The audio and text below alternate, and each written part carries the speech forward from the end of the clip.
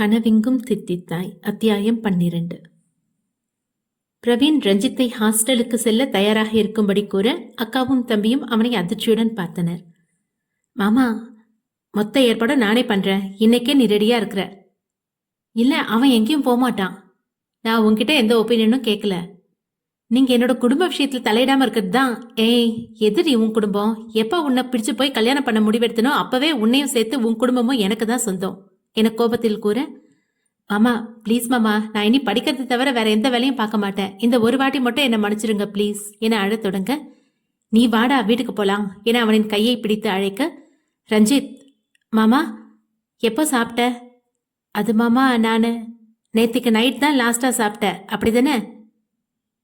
என்னடா அமைதியா இருக்க? நான் தானடா உனக்கும் சேர்த்து மத்தியானம் சாப்பாடு பேக் பண்ணேன். காலையில 2 பேரும் சாப்பிடாம தான் கிளம்பணும். அப்ப நீ மத்தியானம் சாப்பிடாம என்னடா பண்ண? அது அக்கா, சாப்பாட்டை கிளாஸ் பசங்க எடுத்து சாப்பிட்டுட்டாங்க. இப்போ ரொம்ப பசிக்குதுக்கா, ஏதாவது வாங்கி தரியா? தேவிகா மீண்டும் வாயை பொத்தி அழ ஆரம்பிக்க, உட்காந்து சாப்பிட்றா. மாமா, நான் இந்த டைம் சாப்பிட்றதில்ல, நீ எடுத்து சாப்பிடு, உன்னோட அக்காவையும் சாப்பிட சொல்லு என்றவன் அமைதியாக ஒரு இருக்கையில் அமர, ரஞ்சித் சாப்பாட்டின் முன் அமர்ந்தவன் பசியின் கொடுமையில் அவசர அவசரமாக எடுத்து சாப்பிட்டான். 10 நிமிடத்தில் அனைத்தையும் சாப்பிட்டவன் எழுந்து சென்று பிரவீனை அணைத்து கொண்டான். என்னடா பண்ற? ஐ லவ் யூ மாமா.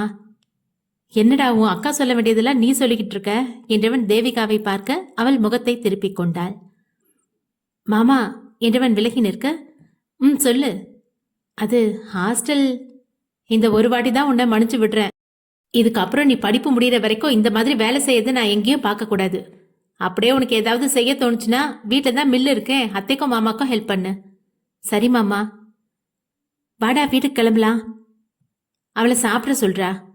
இல்ல, எனக்கு எதுவும் வேணாம். சாப்பிடாம இருந்தா போக முடியாதுன்னு சொல்லுடா.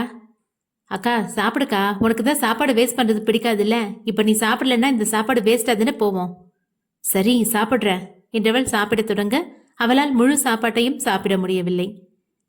நீ போய் ட்ரெஸ் சேஞ்ச் பண்ணிட்டு வாடா, வீட்டுக்கு போலாம். சரி மாமா என்றவன் வெளியேற தேவிகாவின் முன்னிருந்த சாப்பாட்டு தட்டை தன்புறம் இழுத்தவன் அவள் மீதி வைத்திருந்த சாப்பாட்டை சாப்பிடத் தொடங்கினான். மகேஷ் தர்ஷினியின் பின்னே வந்தவன் கதவை தாளிட்டு அவள் முன்னே வந்து நின்றான். இப்ப எதுக்கு என் பின்னாடியே வர? அதுவும் என் ரூம் வரைக்கும் வந்துட்ட, வெளியே போ. இங்க பாரு, நான் கேட்டதை நீ பண்ணி கொடுத்தேன்னா நான் பாட்டுக்கு போயிடுவேன். இல்லைன்னா என்னோட பிஹேவியரை மாற்ற வேண்டியதா இருக்கும். ஓ, அன்னைக்கு என்கிட்ட மிஸ்பிஹேவியர் பண்ண மாதிரி இன்னைக்கும் பண்ணலான்னு நினைக்கிறியா? அந்த நினைப்பு உங்ககிட்ட இருந்தா அதை அடியோட மறந்துடு. அன்னைக்கு நான் ஏதோ மைண்ட் அப்செட்டா இருந்ததால என்னால எதையும் யோசிக்க முடியல. ஆனா இன்னைக்கு அப்படி இல்லை. நீ என்கிட்ட நெருங்க நினைச்சாலே என்னடி பண்ணுவ? நீ சொல்ற வரைக்கும் எனக்கு அந்த எண்ணமே இல்லடி. ஆனா நீ சொல்லுதான் இந்த ரூம்ல அன்னைக்கும் நாம எப்படி இருந்தோம் ஞாபகம் வருது என்றவன் அவள் அருகே நெருங்கி வர, டேய் பக்கத்துல வந்த? வந்தா என மேலும் நெருங்கி அவள் அருகே வர, நீ ஒரு அண்டர் கிரவுண்ட் மாஃபியான்னு ஊருக்கே வெளிச்சம் போட்டு காட்டிடுவேன். வாட்? நான் அண்டர் கிரவுண்ட் மாஃபியாவா? என்னடி உளர்ற? உன்னோட போன்ல நான் எதுவும் பார்க்கலன்னு நினைக்கிறியா? ஷிட், நீ காண்டாவத்தை பார்க்கும்போது எனக்கு எவ்வளவு சந்தோஷமா இருக்கு தெரியுமா? உன்னை வான் பண்றேன், என்னோட எந்த விஷயத்திலும் நீ தலையிடாத, அது உனக்கு நல்லதில்ல என காட்டமாக கூற, ஆனாடா முதல்ல உன் லைஃப்ல வந்த நீ தானே என்கிட்ட தப்பா நடந்து என்ன கல்யாணத்துக்கு வேற சம்மதிக்க வச்ச. உன்னை நான் இந்த அளவுக்கு கூட வெறுப்பேத்தி பார்க்க கூடாதா? ஆனா உனக்கு இதெல்லாம் பத்தாது. என்ன சாதாரணமா நினைச்சிட்டல்ல? மிடில் கிளாஸ் பொண்ணு, பணம் இல்லாத ஏழை, இவளால என்ன பண்ண முடியும்னு அசால்ட்டா இருக்கல்ல? உன்னோட நினைப்ப இதோட குழி தோண்டி புதைச்சிட்டு இன்னும் நீ பார்க்க வேண்டியது நிறைய இருக்கு. அப்ப உனக்கு தெரியும் இந்த தர்ஷினி எப்பேற்பட்டவன்னு. நீ என் கூட போட்டி போடுறியா? ஒத்துக்கிறேன், உன்கிட்ட நிறைய திறமை இருக்கு. அதை வச்சு மட்டும் என்ன ஜெயிச்சிடலாம்னு நினைக்காத. நினைச்சா என்ன பண்ணுவ? நீ ஏற்கனவே கொன்ன 7 பேரை மாதிரி என்னையும் கொல்ல போறியா? வாட் என்ன அதிர? இதையெல்லாம் எனக்கு போலீஸ்ல ஆதாரத்தோட சொல்ல 1 நிமிஷம் போதும். என்ன ஜெயிலுக்கு போய் களி திங்க ரெடியா இருக்கியா? அந்த ஆதாரத்தை எல்லாம் ஒண்ணுமே இல்லாம ஆக்குறதுக்கு எனக்கு 1/2 நிமிஷம் போதும்டி. அதுவும் இல்லாம அதுக்கெல்லாம் உன்னையும் சம்மந்தப்படுத்தி சொல்ல புதுசா ஒரு ஆதாரத்தை உருவாக்கவும் எனக்கு தெரியும். என்னது? எஸ் மை டியர், அந்த 7 பேரும் நல்லவங்க கிடையாது. பொண்ணுங்களை கேங் ரேப் பண்ணி கொலை பண்றவனுங்க. அவனுங்களுக்கும் எனக்கும் எந்த சம்மந்தமும் கிடையாது. ஏதோ பொண்ணுங்களுக்காக புரட்சி பண்றேன்னு உன்னை இதுல ஈஸியா என்னால ஆட் பண்ண முடியும். இப்ப என்ன சொல்ற? உன்கிட்ட போன் இருந்தா தானே என்னோட போனை ஹேக் பண்ணுவேன். இனி நீ போன் யூஸ் பண்ணவே வேணாம் என்றவன் மேஜையிலிருந்து அவளுடைய போனை எடுத்து பாக்கெட்டில் போட்டவன் தனது போனையும் எடுத்துக்கொண்டு தர்ஷினி எதிர்வினையாற்றும் முன்பே அறையை விட்டு வெளியேறியவன் அன்னலட்சுமி சுந்தரத்திடமிருந்து விடை பெற்று வீட்டை விட்டு வெளியேறினான். மகேஷ் வெற்றி புன்னகையுடன் தர்ஷினியின் வீட்டை விட்டு வெளியேறியவன் தனது வீட்டை நோக்கி பயணமானான். அரை மணி நேர பயணத்தில் வீட்டை அடைந்தவன் என்றுமில்லாத முகமலர்ச்சியுடன் தனது அறையை நோக்கி செல்ல மாடிப்படியில் ஏறினான். என்னங்க, நம்ம 2 பேரும் குத்துகளாட்டம் இங்க உட்காந்துருக்கோம், அவன் பாட்டுக்கு போய்கிட்டே இருக்கான். அதானே, இரு கூப்பிட்டு கேட்கிறேன். மகி. குதூகலத்துடன் மாடிப்படிகளில் ஏறி கொண்டிருந்தவன் தந்தையின் அழைப்பில் திரும்பி பார்க்க அப்போதுதான் உணர்ந்தான் தனது பெற்றோர்கள் கூடத்தில் அமர்ந்திருப்பதை. மறுபடியும் கீழே இறங்கி வந்தவன் அவர்களின் எதிரில் வந்து அமர்ந்தான். என்னப்பா? என்னடா நீ பாட்டுக்கு போய்கிட்டே இருக்க? சாரிம்மா, நீங்க 2 பேரும் இருந்ததை நான் கவனிக்கல. எங்களை கவனிக்க முடியாத அளவுக்கு உனக்கு ஒர்க் டென்ஷன் இருக்கு? இல்லப்பா, இது வேற விஷயம் என புன்சிரிப்புடன் கூற, என்னப்பா புது புது ரியாக்ஷன்லாம் கொடுக்குற? நீ எங்க ஒரே ஒரு புள்ள மகி தானே? என்னம்மா உளறீங்க? எனக்கும் அப்படித்தாண்டா தோணுது. அப்படி என்ன டிஃபரன்ஸ் என்கிட்ட பாத்தீங்க? நீ சிரிக்கிறதே டிஃப்ரெண்டா தான்டா இருக்கு. நானும் உங்களை மாதிரி மனுஷன் தானே, எனக்கு சிரிப்பு வரக்கூடாதா? வரலாம்ப்பா வரலாம், நீ இப்படியே இருக்கிறத பார்க்கறதுக்கு தான் எங்களுக்கு சந்தோஷமே. சரி 2 பேரும் வாங்க, சாப்பாடு எடுத்து வைக்கிறேன். நான் ஆல்ரெடி சாப்பிட்டேன். என்ன சாப்பிட்டியா? உனக்கு தான் ஹோட்டல் சாப்பாடு ஒத்துக்காதே. ரொம்ப பசியா இருந்தா டிரைவர் கிட்ட சொல்லி அனுப்பியிருக்கலாமேப்பா, நான் அப்பவே கொடுத்து விட்டுருப்பேன்ல. ஹோட்டலுக்கெல்லாம் போகலம்மா, வீட்டு சாப்பாடு தான் சாப்பிட்டேன். சிவா வீட்டுக்கு போனியாப்பா குட்டியை பார்க்க? அச்சோ, அதை எப்படி மறந்த? நான் அவனை பார்க்காமலே வந்துட்டேன்ப்பா. அப்போ எங்க இருந்துடா சாப்பிட்ட? தர்ஷினியோட வீட்டில். வாட், சம்மந்தி வீட்லையா சாப்பிட்ட என ஆச்சரியமாக கேட்க, ஆமா சாப்பிட தான் செஞ்சேன். ஏதோ கொலை செஞ்சுட்டு வந்த மாதிரி 2 பேரும் என்ன எதுக்கு இப்படி முழிச்சு பாக்குறீங்க? இல்லப்பா, நீ வெளியே எங்கேயும் சாப்பிட மாட்டியே, அதான் ஆச்சரியமா இருக்கு. நானும் சாப்பிடணும்னு நினைக்கலப்பா, ஆனா அவங்க தான் வற்புறுத்தி சாப்பிட வச்சாங்க. ஒரு லெவலுக்கு மேல என்னால மறுக்க முடியல. நீ இப்படியே இருந்துருவியோன்னு ரொம்ப பயந்துட்டேன்ப்பா. பரவாயில்ல, உறவுகளுக்கு முக்கியத்துவம் கொடுக்குற. லாஸ்ட் வரை யாரையும் மதிக்காம ஒண்டி கட்டியாவே இருந்துருவியோன்னு நினைச்சுதான் கவலைப்பட்டுட்டு இருந்தேன். சரிப்பா, நீ போய் ரெஸ்ட் எடு. மணி, சாப்பாடு எடுத்து வை, நாம சாப்பிடுவோம் என இருக்கையிலிருந்து எழ மகேஷ் தனது அறையை நோக்கி சென்றான். அறைக்கு சென்ற மகேஷ் உடை மாற்றி படுக்கையில் சரிந்தவன் தர்ஷினியின் போனை ஆராய்ந்தவாறே இருந்தவன். தனது திறமையால் அவள் ஹைட் செய்து வைத்திருந்த சில தகவல்களை வெளிக்கொண்டு வந்தவன் அதை பார்த்து அதிர்ந்து படுக்கையிலிருந்து எழுந்து அமர்ந்தான். ரஞ்சித் தான் அணிந்திருந்த சர்வர் உடையை மாற்ற அறையிலிருந்து வெளியேறினான். தேவிகா பாதி உணவை உண்டவள் அதற்கு மேல் உண்ண முடியாமல் திணறிக் கொண்டிருக்க பிரவீன் அவளின் முன்னிருந்த தட்டை இழுத்து தன்னருகில் வைத்தவன் தேவிகா மீதம் வைத்திருந்த உணவை சாப்பிடத் தொடங்கினான். அவன் செயலை பார்த்து அதிர்ந்தவள் தன் புறம் தட்டை இழுக்க பார்க்க, என்னடி பண்ற என்றவன் தட்டை விடாமல் பிடித்திருந்தான். நீங்க என்ன பண்றீங்க? ஏன் உனக்கு பார்த்தா தெரியல? இதை வேற நான் உனக்கு தனியா எக்ஸ்பிளைன் பண்ணணுமா? எதுக்கு நான் சாப்பிட்ட சாப்பாட்டை நீங்க சாப்பிட போறீங்க? இன்னும் 2 வாரம் முடிஞ்சா உன்னையே மொத்தமா சாப்பிட போற. இதுல நீ வச்சு சாப்பாட்டை சாப்பிட மாட்டேனா? சீ, என்ன பேச்சு இது? என்னடி இப்படி சலிச்சுக்கிற? நமக்குள்ள இதெல்லாம் நடக்கத்தானே போகுது. ஐயோ ராமா, உங்களுக்கு வேணும்னா வேற சாப்பாடு வாங்கி சாப்பிட்டு இருக்கலாம்ல. இருக்கலாம் தான், ஆனா இதுல இருக்க டேஸ்ட் அதுல இருக்காதுல்ல என கண்ணடித்தவாறே கூற தேவிகா சட்டென்று திரும்பி அவனது கண்ணை பார்க்க தனது மொத்த காதலையும் கண்கள் வழியே காட்டிக் கொண்டிருந்தான் பிரவீன். சில வினாடிகளுக்கு மேல் அவனின் கண்ணை பார்க்க ஒருவித நாணம் தோன்ற தலையை கவிழ்த்து கொண்டாள். என்னடி அமைதியாயிட்ட? சீக்கிரம் சாப்பிடுங்க, ரஞ்சித் வந்தா ஏதாவது நினைச்சிட போறான். அவனா? அவன் நினைக்கிறதுக்கு என்னடி இருக்கு? நம்ம என்ன ரொமான்ஸா பண்ணிக்கிட்டு இருக்கோம்? ஐயோ ராமா, நீங்க சாப்பிட்றது நான் வச்ச சாப்பாடு. இதை பார்த்தா அவன் என்ன நினைப்பானோ தெரியல. இதுல நினைக்கிறதுக்கு என்னடி இருக்கு என சாப்பிட்ட வரை கேட்க, என்னங்க நீங்களும் பசிச்சுதான் சாப்பிட்றீங்களா? அதுவே உனக்கு இப்பதான் தெரியுதாடி? அச்சோ, நானே பாதி சாப்பாட்டை சாப்பிட்டுட்டேனே. உங்களுக்கு இது பத்துமா? ஃபர்ஸ்டே சொல்லியிருக்கலாம்ல, நான் வீட்டில் போய் சாப்பிட்ருப்பேன்ல. என்னோட பொண்டாட்டி பசியா இருக்கும்போது எனக்கு மட்டும் எப்படி சாப்பாடு இறங்கும்? எனக்கு தான் பசி இல்லைன்னு மட்டும் போய் சொல்லாத. கொஞ்சம் பசியாக தான் இருந்துச்சு, ஆனாலும் நான் வீட்டுக்கு போகிறது வரைக்கும் பொறுத்துக்குவேன். பட் நீ இப்படி இருக்கிறத பார்க்க என்னால் பொறுக்க முடியலையே. அது என்ன தம்பி பசியோட இருக்கான்னு எப்படி கண்டுபிடிச்சிங்க? அவன் கண்ணை பார்த்தாலே தெரியுதுரே, அவ்வளோ சோர்வா தெரிஞ்சான். நல்லா சாப்பிடக்கூடிய வயசு, இப்போ சாப்பிடட்டா எப்போ சாப்பிட போறான்? அவனுக்கு நிறைய சத்தான ஆகாரம் வாங்கி கொடு, நோஞ்சா மாதிரி இருக்கான். சம்பாதிக்கிறது பாதியும் மருந்துக்கும் வீட்டு செலவுக்குமே போகுது. இதில் எங்க இருந்தா சத்தான ஆகாரம் வாங்கி கொடுக்கறது? இது போதாதுன்னு மாசம் மாசம் ஏதாவது காலேஜுக்கு செலவு இருக்குன்னு வந்து நிற்கிறான். கொஞ்ச நாள் அப்பாவாலையும் வேலைக்கு போக முடியாது. எல்லாம் என் செலவில் தானே பார்த்துக்கணும். இருக்கிற குடும்ப சூழ்நிலை எப்படின்னு அவனுக்கே புரியும். அவனும் தேவைக்கு அதிகமாக ஒரு பைசா கூட செலவு பண்ண மாட்டான். பாவம், கூட இருக்க பசங்க ஏதாவது வாங்கி சாப்பிடும்போது தன்னோட பசியை தாங்கிக்கிட்டு தனியா போயிருப்பான் என கண்கள் கலங்க வருத்தத்துடன் கூற தன்னவள் கலங்குவதை பொறுக்க முடியாமல் அவளின் கையை ஆறுதலாக பற்றி கொண்டான் பிரவீன். மகேஷ் தர்ஷினியின் போனை ஆராய்ந்தவாறே இருந்தவனின் கண்களில் அவள் ஜெகனுடன் நின்றிருந்த மாதிரி ஒரு புகைப்படம் இருக்க அதை பார்த்து அதிர்ச்சியானவன் படுக்கையிலிருந்து எழுந்து அமர்ந்தான். உடனே காட்வினுக்கு அழைக்க அவனோ 2 ரிங்கில் அட்டென்ட் செய்தான். ஹலோ மச்சி, எங்கடா இருக்க? டிரைவிங்ல இருக்கேன்டா. இப்ப வீட்டுக்கு வரியா? இப்ப எதுக்குடா? சாரா கூட இருக்காடா? ஓ, என்ன ஏதாவது பிரச்சனையா? இல்ல, நீ வீட்டுக்கு போ, நாளைக்கு ஆபீஸ்ல வந்து பேசிக்கலாம். எதுக்குடா கால் பண்ண? அதையாவது சொல்லு. நான் உனக்கு ஒரு போட்டோ சென்ட் பண்றேன். போட்டோவா? யாரோட போட்டோ? சென்ட் பண்ற பாரு என்றவன் போனை கட் செய்ய, யார் இந்த நேரத்துல போன் பண்றது? சாரா கேட்க, மகி. என்ன ஏதாவது பிரச்சனையா? அப்படிதான் தோணுது. இப்பவே வீட்டுக்கு வர சொல்றான். அப்ப போய் பார்த்துட்டு வந்துருவோம். பிரச்சனை வேற சொல்றீங்க? ஏதோ போட்டோ சென்ட் பண்றதா சொன்னா.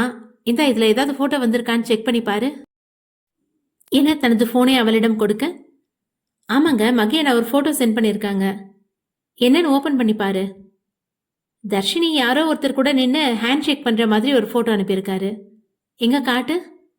சாரா போட்டோவை காட்ட தர்ஷினியுடன் நின்றிருந்தவனை பார்த்து திகைத்தவன் வண்டியை ஓரம் கட்டினான். என்னங்க, என்னாச்சு? நத்திங். இல்ல, என்னமோ இருக்கு. எதுக்கு இந்த போட்டோவை பார்த்து நீங்க இவ்ளோ ஷாக் ஆனீங்க? அதான் ஒன்னும் இல்லைன்னு சொல்றேன்ல. சரி, அப்போ வண்டியை எடுங்க, நாம வீட்டுக்கு போலாம். என்றவன் பல யோசனைகளில் வண்டியை வீட்டிற்கு செலுத்தினான். பிரவீன் தேவிகாவுடன் பேசியவாறே உண்டு கொண்டிருக்க மகேஷிடமிருந்து போன் வந்தது. என்னடா மச்சான், எங்கடா இருக்க? தேவிகா கூட ரெஸ்டாரண்ட் வந்தேன்டா, சாப்பிட்டுட்டு இருக்கேன். ஓகே, நான் உனக்கு வாட்ஸ்அப்ல ஒரு போட்டோ அனுப்பி வைக்கிறேன், வீட்டுக்கு போன அப்புறம் பாரு. ஓகே மச்சி என்றவன் போனை வைக்க, உங்களுக்கு இவ்வளோ சாப்பாடும் பத்துமா? வேணும்னா வேற ஆர்டர் பண்ணுங்களேன். போதும் போதும். அம்மா, உன்னோட தம்பி ஃப்ரெண்ட்ஸ் ஏன் இப்படி இருக்காங்க? ஏன், அவங்களுக்கு என்ன? நல்ல பசங்க தானே? நல்ல பசங்க தாண்டி, அப்புறம் ஏன் இவனை பார்க்க வச்சு மற்றவங்க சாப்பிட்றாங்க? அவங்களும் மிடில் கிளாஸ் பசங்க தான். இவனுக்கும் சேர்த்து செலவு பண்ண அவங்க கிட்ட காசு இருக்க வேணாமா? ஓ, அப்படி ஒன்று இருக்குல்ல. நீங்கள்லாம் ரொம்ப வசதியாக வாழ்ந்ததுனால உங்களுக்கு அவங்களோட சுச்சுவேஷன் புரியாது. அப்படியும் இருக்கலாம். நான் எப்பவுமே மகிக்கு தான் செலவு வைப்பேன். அவனை ஏன்னு கேட்காம செலவு பண்ணுவான். மகேஷின் பெயரை கேட்ட உடனேயே அவன் தர்ஷினிக்கு செய்த கொடுமை நினைவு வர தேவிகாவின் முகம் மாறியது. என்னடி திடீர்னு அமைதி ஆயிட்ட? ஒன்றும் இல்லை. இல்லையே, உன்னோட முகமே மாறி போயிடுச்சே. மகேஷ் சார் பேரை கேட்ட உடனேயே அவர் தர்ஷினிக்கு செஞ்சது தான் ஞாபகம் வருது. இப்ப எதுக்கு நீங்க அமைதியா இருக்கீங்க? அவன் ஏதோ கோபத்துல. அவர் செஞ்சது மன்னிக்க முடியாத தப்பு. அதை நியாயப்படுத்துற மாதிரி என்கிட்ட எதுவும் பேசாதீங்க. சரி, பேசல. ஆனா என்னையும் அப்படி நினைச்சிடாதிரி. உன்னோட விருப்பம் இல்லாம உன் நிழல கூட நான் தொடமாட்டேன். அப்ப லாஸ்ட் வரை நீங்க பிரம்மச்சாரியா தான் இருக்கணும். வாட்? என்னடி சொல்ற? அப்ப நானே உங்ககிட்ட வந்து வாய் கூசாம என் கூட ரொமான்ஸ் பண்ணுங்கன்னு சொல்லணுமா? சரி, அப்ப இந்த டிபார்ட்மெண்ட்டை நானே கையில எடுத்துக்கிறேன். ஏன் இன்னும் தம்பி வரல? அவனுக்கு ஃபோன் பண்ணி பாருடி. அவன்கிட்ட ஏது ஃபோனு? என்ன, அவன்கிட்ட ஃபோன் இல்லையா? இல்லை, படிக்கிற பையனுக்கு எதுக்கு ஃபோனு? நானே வேலைக்கு வந்த அப்புறம் தான் எனக்கே வாங்கி கொடுத்தாங்க. சரி, அப்போ வா, வெளியே போய் பார்க்கலாம். இருவரும் வெளியே வர ரஞ்சித் கார் பார்க்கிங் அருகே நின்றிருந்தான். என்னடா இங்க வந்து நிக்கிற? நீங்க இங்க தானே வருவீங்கன்னு வெயிட் பண்ணிட்டு இருக்கேன் மாமா. சரி, கிளம்பலாம். பிரவீன் காரை இயக்க தேவிகாவும் ரஞ்சித்தும் ஏறி அமர்ந்தனர். சில நிமிட பயணங்களில் இருவரையும் அவர்களின் தெருவில் இறக்கிவிட்டவன் அவனின் வீட்டை நோக்கி சென்றான். காலை நேரம் அழகாக விடிய வழக்கம் போல அதிகாலையில் எழுந்த மகேஷ் தனது உடற்பயிற்சிகளை முடித்து குளியலறைக்குள் புகுந்தவன் 10-15 நிமிடங்களில் குளித்து முடித்து வெளியே வந்தான். உடை மாற்றி தலையை சீவிக் கொண்டிருந்தவனின் கண்களில் மேஜையில் இருந்த தர்ஷினியின் போன் கண்களில் பட அடுத்த நிமிடமே அன்னலட்சுமிக்கு போன் அழைத்தான். ஹலோ, யாரு? நான் தான் மகேஷ். நீயாப்பா, எப்படி இருக்க? நல்லா இருக்கேன். எனக்கு தர்ஷினி கிட்ட பேசணும். போனை அவகிட்ட கொடுக்குறீங்களா? இதோ இப்பவே கொடுக்குறேன்ப்பா என்றவர் கூடத்தில் அமர்ந்து காஃபி அருந்தியபடி இருந்த தர்ஷினியின் கையில் போனை கொடுக்க, யாருமா? மாப்பிள்ள தான் லைன்ல இருக்காரு, உங்ககிட்ட ஏதோ பேசணுமா? ஹலோ என கேட்டவரை தனது அறைக்கு வர, இன்னைக்கு நீ ஆஃபீஸ்க்கு கிளம்பி வர முடியாது.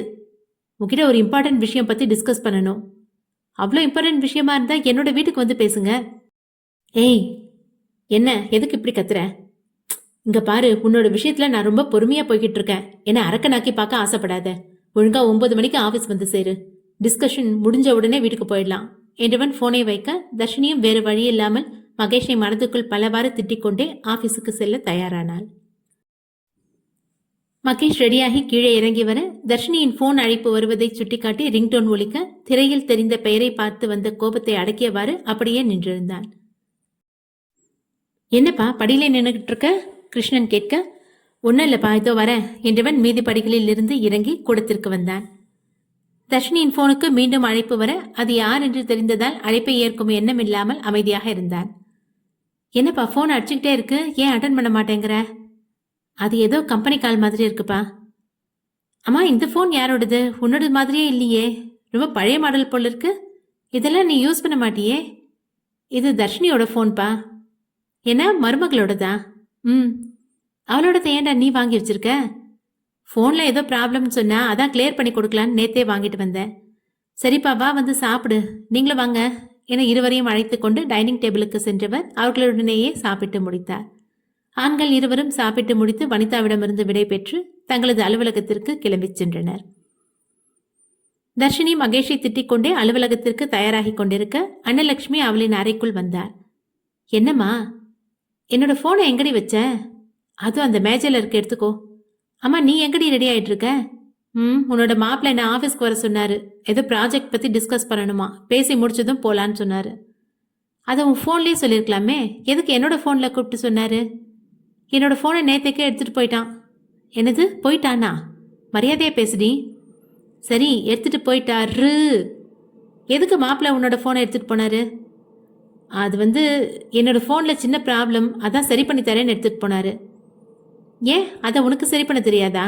தெருவில் இல்லை எல்லாருக்கும் ஃபோனில் லேப்டாப்பில் எந்த பிரச்சனை வந்தாலும் வாலண்டியராக போய் உதவி செய்வ. அது வேற பிரச்சனை, இது வேற பிரச்சனைமா? என்னமோ சொல்கிற. சரி, ரெடி ஆகிட்டேனா வா, சாப்பாடு எடுத்து வைக்கிறேன், சாப்பிட்டுட்டு கிளம்பு. மா, என்னடி? சோடா பீம் இன்னைக்கும் நம்ம வீட்டுக்கு வரலையா? அவனுக்கு காய்ச்சல் தான் தீர்ந்துருக்கு, ஆனால் இன்னமும் களைப்பாக தான் இருக்கான். இந்த காலத்தில் என்ன நோயெல்லாம் வருது, ஒரு காய்ச்சலுக்கு மனுஷ உடம்பு தாங்க மாட்டேங்குது. சரிம்மா, நீ சாப்பாடு எடுத்து வை, நான் சோடா பீமை அழைச்சிட்டு வரேன். அவனுக்கு என் கையால் சாப்பாடு ஊட்டி 4-5 நாள் ஆயிடுச்சு. சரிடி, சீக்கிரமாக வேலையை பாரு, ஆஃபீஸ்க்கு லேட்டாக போய் மாப்பிள்ளையை கோவப்படுத்தாத. சரி சரி என்றவள் சிவாவின் வீட்டிற்கு சென்று கையோடு சோட்டா பீமை அழைத்து வந்தாள். வழக்கம் போல் அவனுக்கும் ஊட்டி தானும் உண்டாள். தர்ஷி, நீ எப்போ வருவ? சீக்கிரமாக வந்துட வேண்டா தங்கம். இன்னைக்கு நம்ம விளையாடலாமா? கண்டிப்பாக விளையாடலாம். எனக்கு வரும்போது நிறைய சாக்லேட் வாங்கிட்டு வரியா? நோ, ஒன்னே ஒன்று தான். அப்போ நான் தாத்தா கிட்ட கேட்குறேன் என்றவன் ஓடிச் சென்று சுந்தரத்தின் மடியில் அமர்ந்தான். கண்ணா, இப்போ உடம்பு எப்படி இருக்கு? நல்லா இருக்கேன் தாத்தா என்றவன் அவரது கன்னத்தில் முத்தம் வைக்க, நல்லா ஐஸ் வைக்கிறடா. என்ன, கண்ணாக்கு சாக்லேட் வேணுமா? நிறைய வேணும். சாயந்தரம் வாங்கிட்டு வரேன். தர்ஷி, நீயும் மறக்காம வாங்கிட்டு வந்துடு. வாங்கிட்டு வரேன்டா என்றவள் அவனுக்கு சில பல முத்தங்களை வாரி அளித்து குடும்பத்தாரிடமிருந்து விடை பெற்று தனது ஸ்கூட்டியில் அலுவலகம் நோக்கி சென்றாள். தேவிகா அலுவலகத்திற்கு கிளம்பிக் கொண்டிருக்க வீட்டின் வெளியே யாரோ பெருங்குரல் எடுத்து சண்டை போடும் சத்தம் வர அறையிலிருந்து வெளியே வந்தாள். அப்போதுதான் பின்வாசலிலிருந்து குளித்து முடித்து தலையை துவட்டியபடி வந்து கொண்டிருந்தான் ரஞ்சித். வெளியே யாரடா சண்டை போடுறா? தெரியலையேக்கா, நான் இப்பதான் பின்னாடி இருந்து வரேன், அங்க எனக்கு எந்த சத்தமும் கேட்கல என்றவன் வாசலை நோக்கி நடக்க தேவிகாவும் அவன் பின்னே வந்தாள். வீட்டின் வெளியே தேவிகாவின் தந்தை ராமின் உடன் பிறந்த சகோதரி நீலாவதி ராமை கண்டபடி வார்த்தைகளால் அவமானப்படுத்தி கொண்டிருந்தார். நீலா, எதுவா இருந்தாலும் வீட்டுக்குள்ள வந்து பேசிக்கலாம், எதுக்கு இப்போ வீட்டு முன்னாடி நின்று எங்களோட சேர்த்து உன்னையும் அசிங்கப்படுத்திக்கிற? ஓ, இதுவே உனக்கு அசிங்கமா இருக்கா? அன்னைக்கு ஒரு நாள் இதே ஆட்கள் முன்னாடி வச்சுதானே என் பையனுக்கு உன் பொண்ணை கேட்டேன். அப்போ என்கிட்ட என்ன சொன்ன? அவளுக்கு பக்கம் வரல, வேலைக்கு போய் சம்பாதிக்கட்டும், அப்புறம் பார்த்துக்கலான்னு சொல்லி என்னை அனுப்பி வச்சுட்டு இப்போ ஏதோ பணக்கார வீட்டு சம்மந்தம் வந்த உடனே அப்படியே வளைச்சி போட்டுட்டல. ஐயோ, நீ நினைக்கிற மாதிரி எதுவும் இல்லைம்மா. என்ன இல்லை, அதான் உன் வீட்டு முன்னாடி கட்டடம் உயரதில்ல, ஏதோ ரைஸ் மில் வச்சு கொடுத்துருக்கானா உன்னோட மாப்பிள்ள? இல்லைம்மா, நாங்கள் இதுக்கெல்லாம் ஆசைப்பட்டதே கிடையாது. மாப்பிள்ள தான் ஏதோ எங்கள் வீட்டு கஷ்டம் புரிஞ்சு அவராகவே வச்சு கொடுக்குறாரு. அப்போ என் பையனோட நிலைமை அதோ கதி தானா? அவன் இன்னைக்கு வரைக்கும் உன் பொண்ணு தானே நினச்சிட்டு இருக்கான். அண்ணி, கொஞ்சம் அமைதியாக இருங்க, வாங்க வீட்டுக்குள்ளே போய் பேசிக்கலாம். நீ தாண்டி எல்லாத்துக்கும் காரணம். நான் என்ன நீ பண்ண? என் மேலே எதுக்கு இப்போ எரிஞ்சு விழுறீங்க? உனக்கு தாண்டி என்ன ஆரம்பத்துலேருந்தே பிடிக்காது. நீ தான் என் அண்ணனை மயக்கி எங்களை அவங்க கிட்டேருந்து விலக்கி வச்சிருக்க. என்ன நீ இப்படியெல்லாம் பேசுறீங்க? ஆமாண்டி, இப்படி தான் பேசுவேன். நீ தானே இந்த பணக்கார சம்பந்தத்துக்கு என் அண்ணனை ஒத்துக்க வச்ச. நல்லா கேட்டுக்கோ, என் பையன்தான் உன்னோட பொண்ணு கழுத்தில் தாலி கட்டுவான். அதை எந்த கொம்பனாலும் தடுக்க முடியாது. உன் பொண்ணு என் வீட்டுக்கு தான் மருமகளாக வந்தாகணும். அப்போ கவனிச்சுக்கிறேன்டி உங்களெல்லாம். அவளை பிடிக்கிற பிடியில நீங்க எல்லாம் கதி கலங்க போறீங்க. நான் கூட ஒரு காலத்துல நினைச்சேன்டி உன் மேல இருக்க கோவத்தை உன் பொண்ணு மேல காட்டக்கூடாதுன்னு. பாத்துக்கிறேன்டி உன் பொண்ணு எப்படி சந்தோஷமா இருக்கான்னு என்றவர் மேலும் சில வசவுகளை பேசியவாறே அவ்விடத்தை விட்டு சென்றார். நீலாவதி பேசி சென்றது அனைத்தையும் குடும்பத்தாருக்கு தெரியாமல் ரஞ்சித் தேவிகாவின் போனில் பதிவு செய்து வாட்ஸ்அப் மூலம் பிரவீனுக்கு அனுப்பினான். நீலாவதியாலும் அவருடைய மகனாலும் தனது தமக்கைக்கு இனி எந்த பிரச்சனை வந்தாலும் தனது மாமா பார்த்துக் கொள்வார் என்ற தைரியத்தில் காலேஜிற்கு செல்ல தயாரானான் ரஞ்சித். மகேஷ் அலுவலகத்திற்கு வந்தவன் தனது கேபினில் அமர்ந்து தர்ஷினி ஜெகனுடன் இருக்கும் போட்டோவையே கண்ணிமைக்காமல் பார்த்து கொண்டிருந்தான். அந்நேரம் காட்வின் அறைக்குள் வர அரவம் கேட்டு நிமிர்ந்தவன் அவளது போனை காட்வின் புறம் நோக்கி தூக்கி எறிந்தான். அதனை லாவகமாக பிடித்த காட்வின் மகேஷை முறைத்து கொண்டு அவன் எதிரில் வந்து அமர்ந்தான். வேற ஏதாவது டீட்டெயில்ஸ் கிடைச்சதானா? நோ, அவன் சம்பந்தமா இந்த ஒரு போட்டோ மட்டும் தான் இருக்கு. பேக்ரவுண்ட் பார்த்தா ஏதோ ஃபங்க்ஷன் மாதிரி இருக்கு. காலேஜில் ஏதோ காம்படிஷனில் ப்ரைஸ் வாங்கியிருக்கா, அதுவும் இவன் கையால். ஹாய் மச்சான், பிரவீன் வர. வாடா, ஃபோட்டோ பாத்தியா? எந்த ஃபோட்டோடா? நான் நேற்றுக்கு நைட் சென்ட் பண்ணனே அந்த ஃபோட்டோ. சாரிடா மச்சான், அது மறந்து தூங்கிட்டேன். இப்போ அதை பாருடா. பிரவீன் தனது பாக்கெட்டில் இருந்த ஃபோனை எடுத்தவன் வாட்ஸ்அப்பை திறந்து மகேஷ் அனுப்பிய ஃபோட்டோவை பார்த்து திகைத்தான். வா, இங்கே வந்து உட்காரு. எப்படிடா இது? அதை அவ தான் சொல்லணும். இரு, நான் அவளை இப்போவே வர சொல்கிறேன். நான் அவளை ஏற்கனவே வர சொல்லிட்டேன், இன்னும் கொஞ்ச நேரத்தில் வந்துடுவா. எந்த மாதிரியில் போட்டியில் வின் பண்ணியிருப்பா? ஏதாவது ஹேக்கிங் சம்மந்தப்பட்டதாக இருக்குமோ? அவளுக்கும் அதுதான் தெரியும். அது எதுக்கு இந்த ஜெகனுக்கு தேவைப்படுது? அவன் எதுக்கு காம்படிஷன் நடத்தணும்? எனக்கு என்னமோ பிரதாப் அண்ணனோட மரணத்துக்கும் இவன் நடத்தின போட்டிக்கும் ஏதாவது சம்மந்தம் இருக்குமோன்னு தோணுது. இருக்கலாம் மச்சி, நாம் எவ்வளோ கஷ்டப்பட்டோம் அன்னைக்கு அந்த டேட்டாவை ரெக்கவர் பண்ண முடியல. தர்ஷினி சொன்ன ஒரே அடியால் தான் நமக்கு அந்த வீடியோவே கிடைச்சது. இவன் சரியான கிரிமினலாக இருப்பான்டா. எவ்வளோ அழகாக காலேஜ் ஸ்டூடெண்ட்ஸை வச்சு பவர்ஃபுல் ப்ரோக்ராமை க்ரியேட் பண்ணியிருக்கான். நமக்கு இன்னும் சோனியோட ஃபோன் கிடைக்கலடா. அண்ணனோட ஃபோனு தாண்டா கிடைக்கல. மச்சி, சோனியோட ஃபோனை ஹேக் பண்ணால் என்ன, நமக்கு நிறைய டீட்டெயில்ஸ் கிடைக்க சான்ஸ் இருக்குல்ல. ஆனால் அவளோட ஃபோனை பற்றின எந்த இன்ஃபர்மேஷனும் நமக்கு தெரியாது. எதுவுமே தெரியாமல் எப்படி ஹேக் பண்ண? அதுவும் இல்லாமல் அந்த ஃபோனை இப்போ ஃபுல்லாக டிஸ்ட்ராய் பண்ணியிருப்பான். அப்போ நம்ம அண்ணனோட ஃபோனையே மறுபடியும் ஹேக் பண்ணி பார்க்கலாமா? அதுக்கு நமக்கு தர்ஷினியோட ஹெல்ப் வேணும். அவளால் மட்டும்தான் ஜெகன் எந்த மாதிரி கோடிங் யூஸ் பண்ணான்னு சொல்ல முடியும். அவன் நிச்சயம் நமக்கு ஹெல்ப் பண்ணுவா. சார் என்ன ராஜனா? சார், கீழே ஒரே பிரச்சனையாக இருக்கு. வாட்? ஆமாம் சார். அந்த வாட்ச்மேன் அங்கே என்ன வேலை பண்ணுறாரு? யார் சண்டை பிடிக்கிறாங்களோ அவங்கள பிடிச்சி வெளியே போட சொல்லு. டேய், அமைதியாயிடுறா. யாரு நான் சண்டை போடுறாங்க? என்ன பிரச்சனையா? என்ன பிரச்சனைன்னு தெரியல சார். தர்ஷினி பொண்ணும் இன்னொரு பொண்ணும் சண்டை போட்டுக்கிட்டு இருக்காங்க. வாட், தர்ஷினியா என்றவன் எழுந்து வெளியே போக அவன் பின்னே நண்பர்கள் இருவரும் வந்தனர். சிறிது நேரத்திற்கு முன் தர்ஷினி அலுவலகத்திற்கு வந்தவள் தனது ஸ்கூட்டியை பார்க் செய்து திரும்ப அவள் முன்னே ரக்ஷா நின்றிருந்தாள். ஏய், இப்ப எதுக்கு என்னோட வழியை மறைச்சிட்டு நிக்கிற? உனக்கு ஒரு வாட்டி சொன்னா புரியாது. உனக்கு என்ன மெண்டலா? சும்மா இருக்கிற என்கிட்ட வந்து பிரச்சனை பண்ணிட்டு இருக்க? சும்மா இருக்கியா? என்னோட மகிய வளைச்சி போட்டுட்ட போல அரசல் புரசல உங்களுக்கு மேரேஜ் நியூஸ் ஸ்ப்ரெட் ஆகுது. இந்த ரூமுக்கு நீ தான் காரணம்னு எனக்கு தெரியும். இதெல்லாம் மகி காதுக்கு போச்சுன்னா என்ன ஆகும் தெரியுமா? என்ன நடந்துட்டு இருக்குன்னு தெரியாம வாய்க்கு வந்தபடி பேசி என்னோட டைமை வேஸ்ட் பண்ணாத. விலகு. உனக்கு என்னடி அவ்வளோ திமிரா? இரு, உன்னை இன்னைக்கே மகி கிட்ட சொல்லி இந்த ஆஃபீஸை விட்டு ஓட விரட்டல. என்னோட பேர் ரக்ஷா இல்ல. உன்னால முடிஞ்சதை பாரு என முன்னோக்கி நடக்க அவளின் கையை பிடித்து தடுத்து நிறுத்தினாள். என்னடி பேசிட்டே இருக்க? மரியாதை இல்லாம போய்கிட்டே இருக்க. கையை விடுடி. அப்போதுதான் அங்கு வந்த தேவிகா அவளின் வண்டியை ஓரம் கட்டி இவர்களின் அருகே வர ரக்ஷா தர்ஷினியை அடிக்க கையை ஓங்குவதை பார்த்து விரைந்து வந்து அவளை அடித்திருந்தாள் தேவிகா. ஹே, ஆஃப்டர் ஆல் ஒரு மிடில் கிளாஸ் பொண்ணு, நீ என்ன அடிக்கிறியா என கோபத்தில் கத்த அலுவலக ஊழியர்கள் இவளின் சத்தத்தை கேட்டு இவர்களை சுற்றி நின்றனர். என்னடி மிடில் கிளாஸ்? மிடில் கிளாஸ்னா உங்களுக்கு அடிமையா இருக்கணுமா என பதிலுக்கு கத்த சண்டை வலுப்பெற்று கொண்டு தொடர்ந்தது. மகேஷ் விரைந்து இவர்களின் அருகே வர அவனின் கம்பீர நடையில் ஊழியர்கள் பயந்து விலகி வழிவிட்டு நின்றனர். What happened here? மகி என அழைத்தவாறு அவன் அருகே வர, ஹூ ஆர் யூ என கேட்க ரக்ஷாவிற்கு அவமானமாக போனது. தர்ஷினியும் தேவிகாவும் ஒருவரை ஒருவர் பார்த்து சிரிக்க, எதுக்கு இப்ப 3 பேரும் சண்டை போட்டு இருக்கீங்க?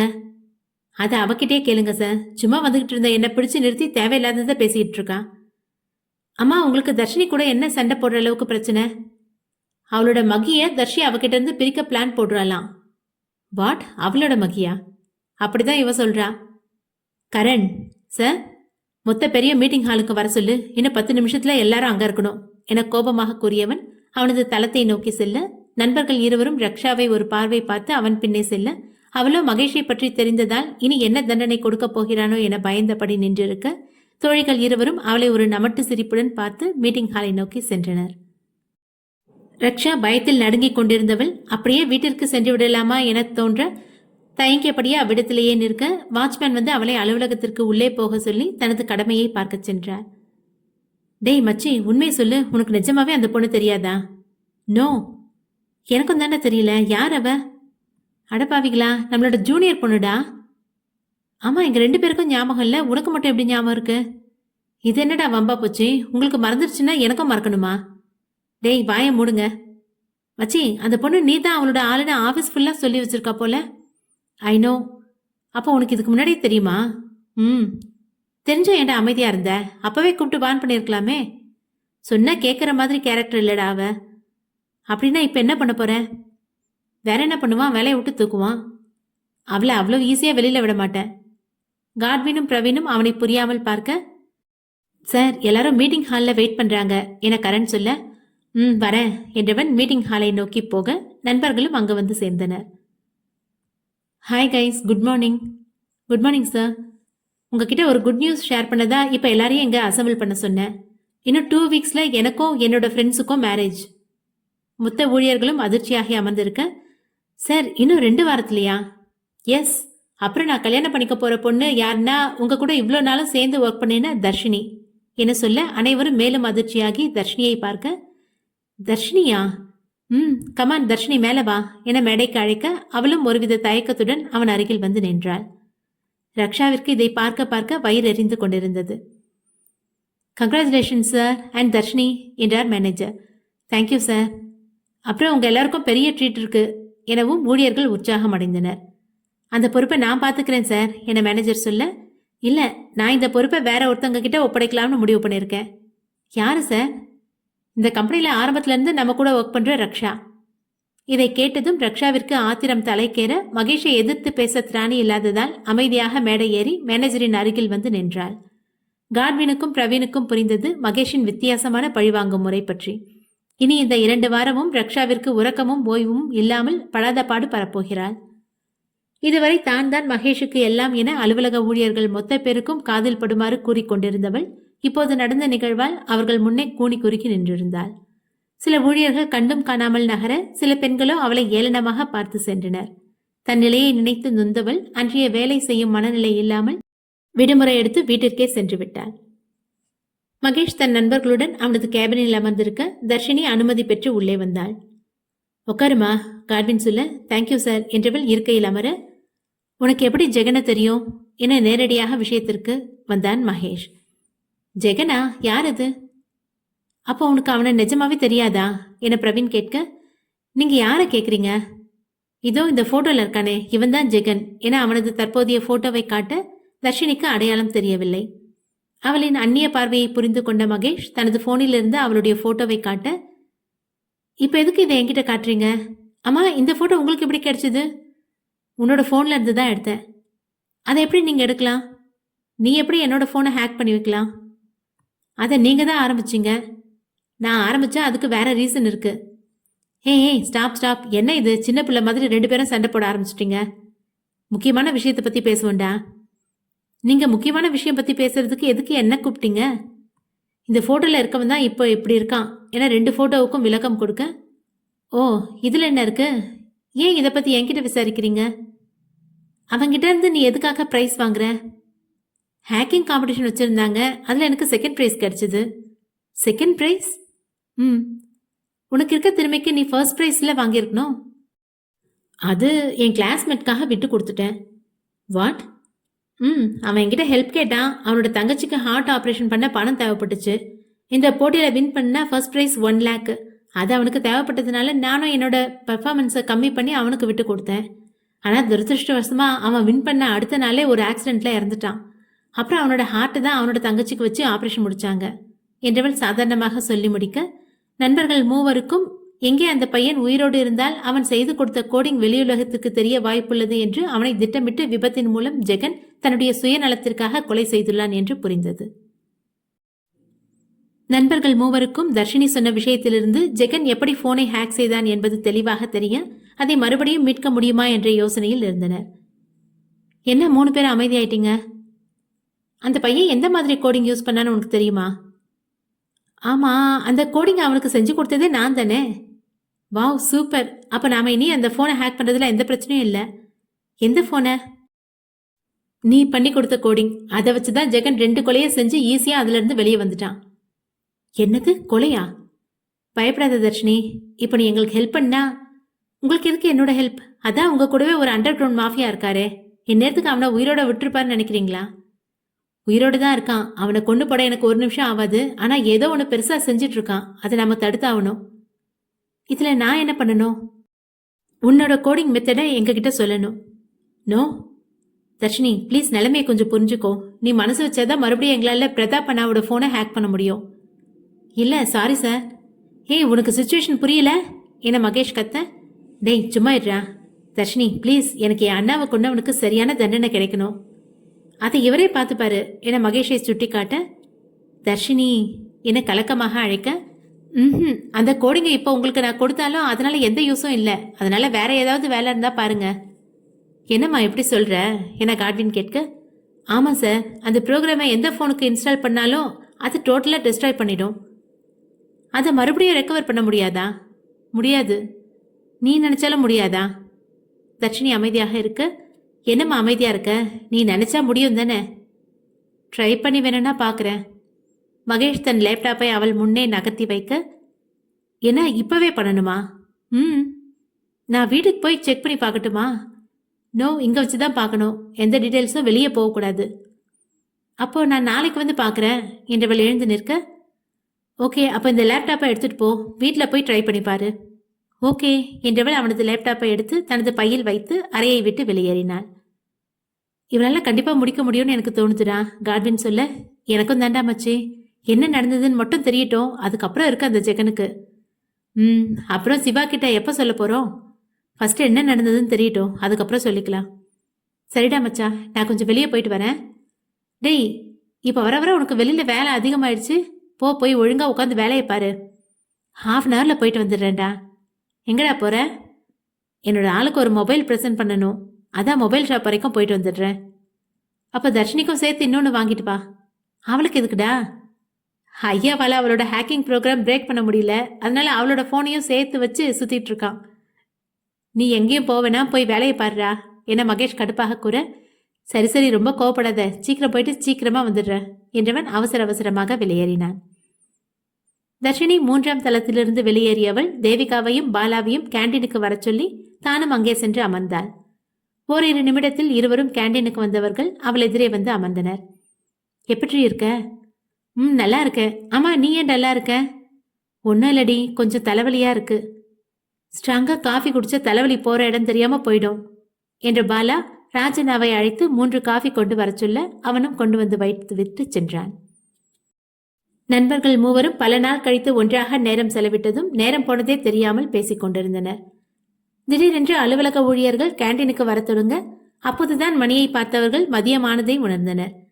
ஓகே, நான் கிளம்புறேன், டைம் ஆகுது. அம்மா கிட்டேயும் சீக்கிரம் வரதா சொல்லிட்டு வந்தேன், வீட்டில் தேடிட்டு இருப்பாங்க என்றவள் பாலா தேவிகாவிடமிருந்து விடை பெற்று வீட்டை நோக்கி விரைந்தாள். பாலாவும் தேவிகாவும் தங்கள் மதிய உணவை சேர்ந்திருந்து உண்டவர்கள் தங்களது வேலையை தொடர்ந்தனர். பிரவீன் கடைக்கு சென்று திரும்பியவன் கையில் 2 போன்களுடன் வந்தவன் ஒன்றை மகேஷிடம் கொடுத்தான். அலுவலக நேரம் முடிந்து மாலையாக கார் பார்க்கிங் அருகே தேவிகாவிற்காக காத்திருக்க அவளும் அவன் முன்னே வந்து நின்றாள். எனக்காக தான் இங்க வெயிட் பண்றீங்களா? எதுக்கு? இந்தா என ஒரு கவரை கொடுக்க, என்னது இது? பிரிச்சு பாருண்டி. தேவிகா கவரை வாங்கி பிரிக்க அதில் ஒரு உயர் ரக மொபைல் போன் இருந்தது. மொபைல்? உனக்கு தான் வாங்கினேன், பிடிச்சிருக்கா? என்கிட்ட தான் ஏற்கனவே ஒன்று இருக்கே, அதை ரஞ்சித்துக்கு கொடுத்துரு. இல்லை, இது எனக்கு வேணாம், என்கிட்ட இருக்கிறதே போதும் என அவன் கையிலேயே மொபைல் கவரை திணித்தாள். என் மேலே உனக்கு இன்னும் கோவம் குறையலையாடி? அவள் அமைதியாக இருக்க, அப்போ குறையல. சரி சொல்லு, நான் என்ன பண்ணா உன்னோட கோபம் குறையும்? எனக்கு நேரமாச்சு, நான் வீட்டுக்கு போகணும், கிளம்புறேன் என்றவள் அவனை விட்டு நகர, லாஸ்டா கேட்குறேன்டி, என்னை கல்யாணம் பண்ணிக்க உனக்கு பிடிச்சிருக்கா இல்லையா? பிடிக்கலன்னா சொல்லிடு, இதோட எல்லாத்தையும் நிறுத்திக்கிறேன் என்றவன் குரலில் ஒரு உறுதியோடு கூற, தேவிகா அவன் அருகே வந்து அவன் கையில் கொடுத்த மொபைல் கவரை எடுத்துக்கொண்டு திரும்பி பாராமல் சென்றாள். பிரவீன் புன்னகையோடு தனது வண்டியை எடுத்தவன் அப்பொழுதுதான் தனது நண்பர்களின் ஞாபகம் வர வண்டியை ஆஃப் செய்து அலுவலகத்திற்குள் நுழைந்தான். மகேஷும் காட்வினும் சில பழைய விஷயங்களை பேசிக் கொண்டிருக்க பிரவீன் அவர்களின் அருகே வந்து அமர்ந்தான். 3 பேரின் எண்ணங்களும் 3 ஆண்டுகளுக்கு முன்னே பயணம் செய்ய சில கசப்பான எண்ணங்கள் அவர்களை ஆட்கொண்டது. அந்நாட்களில் இவர்களுடன் சிவாவும் பிரவீன் அண்ணன் பிரதாப்பும் சேர்ந்து 5 குழுவாகவே இருந்தனர். மகேஷின் மாமன் மகன் சிவாவின் தங்கையே சோனியா. சிறு வயதிலிருந்தே சுட்டி பின்னாக வளர்ந்தவள் பருவ வயதை அடைந்தவுடன் பிரவீனின் அண்ணன் பிரதாப்புடன் காதல் வயப்பட்டாள். இருவரின் காதலுக்கு குடும்பங்கள் எந்தவித எதிர்ப்பையும் தெரிவிக்காததால் கோலாகலமாக என்கேஜ்மெண்ட்டும் நடந்தது. சிவா அப்பொழுதுதான் போலீஸ் ட்ரைனிங் முடித்து ஏசிபி பதவியை ஏற்றான். ஒரு நாள் இரவு பணி நிமித்தமாக பயணித்தவனின் வண்டியின் பக்கவாட்டில் ஒரு பெண்ணை 2 பேர் துரத்துவதை பார்த்தவன் வண்டியின் ஹாரனை ஒலிக்க செய்ய அந்த ரவுடிகள் இருட்டில் சென்று மறைந்தனர். யார் நீ? எதுக்கு இந்த ராத்திரியில வெளியில திரிஞ்சிட்டு இருக்க என கோபமாக கூற, சார் என்னை காப்பாத்துங்க என அமிர்தா கதற, கூல் அம்மா உனக்கு என்ன பிரச்சனை என அவளின் பதட்டம் அறிந்து மென்மையாக கேட்க, அது சார் நான் அமிர்தா, இந்த ஊர்ல இருக்க ஒரு தனியார் ஸ்கூல்ல தான் டீச்சரா ஒர்க் பண்றேன். சரி வண்டியில ஏறுங்க, உங்க வீட்டு அட்ரஸ் சொல்லுங்க, கொண்டு விடுறேன். அது சார். என்னம்மா சொல்லு, அப்பதான் உன்னை பாதுகாப்பா கொண்டு விட முடியும். சார் நான் ஒரு லேடிஸ் ஹாஸ்டல்ல தான் தங்கியிருக்கேன். இப்போ நான் அங்கே போனால் அந்த ரவுடிங்க என்னை கண்டுபிடிச்சிடுவாங்க. ரவுடிங்க கண்டுபிடிச்சிடுவாங்களா? அம்மா உனக்கு என்ன பிரச்சனை? சார் ஒரு கேடுகிட்ட ரவுடி என்னை மேரேஜ் பண்ணிக்க ஆசைப்படுறான். அவன்கிட்ட இருந்து தான் இப்போ தப்பிச்சு ஓடி வரேன். ஓகே, நானே உன்னை ஒரு பாதுகாப்பான இடத்துல விட்டுட்டு போகிறேன், வண்டியில் ஏறு. அமிர்தாவும் அவனது வண்டியில் ஏற சிவா ஒரு பாதுகாப்பான லேடிஸ் ஹாஸ்டலில் அவளை தங்க வைத்தவன் தனது ஃபோன் நம்பரையும் கொடுத்து ஏதாவது பிரச்சனை என்றால் அழைக்குமாறு தைரியமூட்டி அவளிடமிருந்து விடை பெற்று தனது வீட்டை நோக்கி சென்றான். அடுத்த அத்தியாயம் நாளை தொடரும். நன்றி.